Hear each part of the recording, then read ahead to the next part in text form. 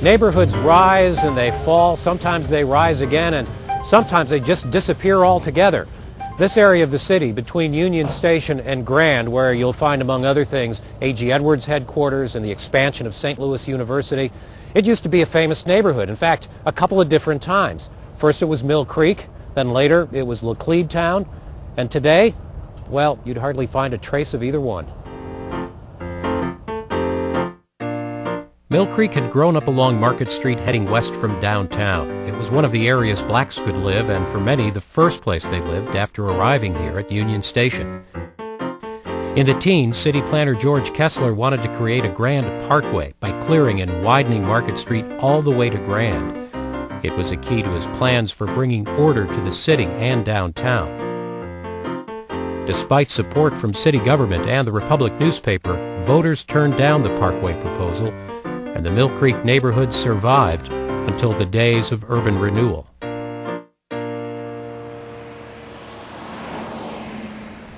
In the years after World War II, the issue for cities wasn't how to handle growth and overcrowding, but how to stop the move of people and businesses to the suburbs. It was decided that bulldozers could accomplish two things: get rid of old rundown urban areas, and in the process open up large tracts of land to compete with suburban development.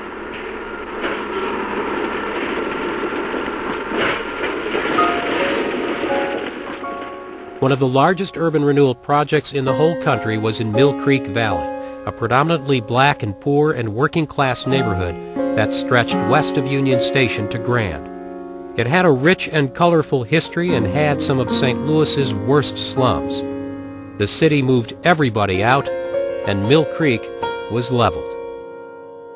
Well, for me, it was sad because I liked my neighborhood. I didn't know anything different, and in a way, you're sort of excited because you're going to get to move. And my mother was saying we were moving to this nice house, but at the same time, this is where I grew up. This is where my friends were, and I could see them moving one by one by one, and they were. I didn't know where they were going. I lost touch with all my friends.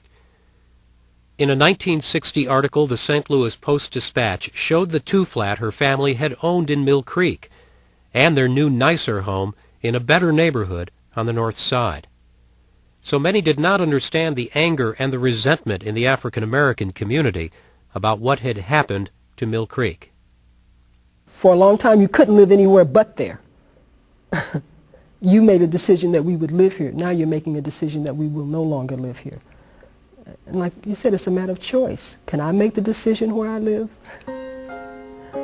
The Mill Creek project never really met its expectations for residential and commercial development, but it did have a lasting impact that wasn't planned.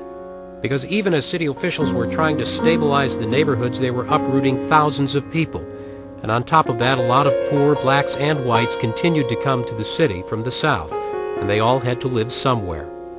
When the new people moved in, others moved out. It happened in the white neighborhoods and the black neighborhoods, like the Ville. It's almost like we move in waves. There's this sort of stable middle-class neighborhood. It opens up. More working-class people, lower working-class people start moving in.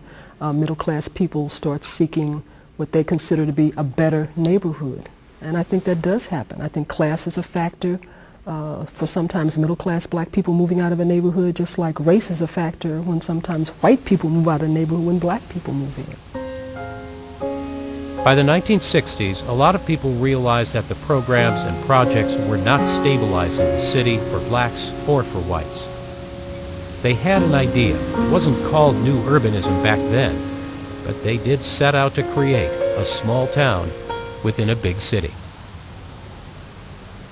In the empty spaces of the Mill Creek urban renewal area, nicknamed Hiroshima Flats by the critics, low-rent housing was being built by private developers backed by the federal government. This was to be a new kind of housing project. I wanted to keep people in the city, and I wanted to be integrated, frankly. And all the projects we built were either white or they were black. They were not. So that's the reason we decided that we would undertake to build Laclede Town. So So we did it, and it was successful from the very beginning. We had a waiting list, 300 and 400 people. And the people who came to live in Laclede came from everywhere and anywhere, socioeconomically, ethnically, racially, and it was just really wonderful to see how we worked it. We had our differences, and people there were like, well, we're supposed to have differences. But that integration and diversity, the students, the artists, teachers, activists, it didn't happen naturally. Laclede Town was run by a man named Jerome Berger, and he was the social engineer. It didn't matter what federal rules said about fairness and non-discrimination. He decided who got in and who didn't, and into which apartment, in which building. His role was clearly to make sure that this was, if not utopian, an ideal community made up of a whole bunch of different kinds of people that were going to make this new concept work, and integration in all its form. Planners and officials from other cities came to St. Louis to see what made Laclede Town work, and it maintained its reputation well into the 1970s. But then the pattern of urban decline began. I know we stayed till 77, and it stayed on there for a while after that, but it got rough and it got tough, and it was not fun to live there, and then begin to question where it was going, and it wasn't going where it needed to and had promised, and we wished it had. And you know, you could say it's the idealism of the 60s and such, that kind of thinking, but there were loads of people who wanted that to stay on, and we worked at it.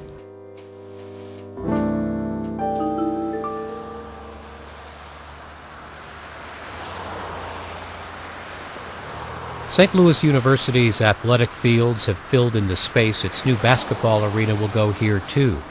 One of the few relics of the area's past is Harris Stowe State College. It was the original Vashon, built as the city's second Negro high school, right in the middle of the old Mill Creek neighborhood, cleared out in the 1950s. Its successor, Laclede Town, rose in the 60s, was completely torn down by the 90s, a 20th century version, the disposable neighborhood.